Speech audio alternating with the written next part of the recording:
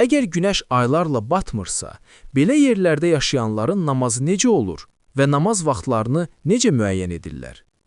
Fərz edək ki, mükəlləf Şimali Avropada, Şimal qütbündə yaşayır. Orada bəzi yerlərdə gecə 6 ay, gündüz isə 6 ay davam edir.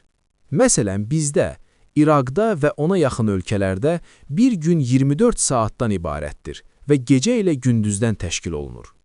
Lakin bəzi ölkələrdə və ya şəhərlərdə, məsələn Şimal qütbündə, gündüz 6 ay davam edir və gecə də 6 ay davam edir. Oruc məsələsi. Oruca gəlincə, əgər həmin şəxs başqa bir bölgəyə səfər edib oruc tuta bilirsə, ona vacibdir ki, Ramazan ayında səfər etsin və orada oruc tutsun. Əgər Ramazan ayında səfər etməzsə, Ramazandan sonra səfər etməli və orucların qəzasını tutmalıdır.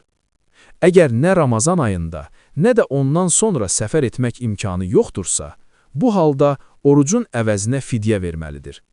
Fidyə miqdarı isə hər gün üçün təxminən 3-də 4 kiloqram, yəni təqribən 750 qram ərzaqdır.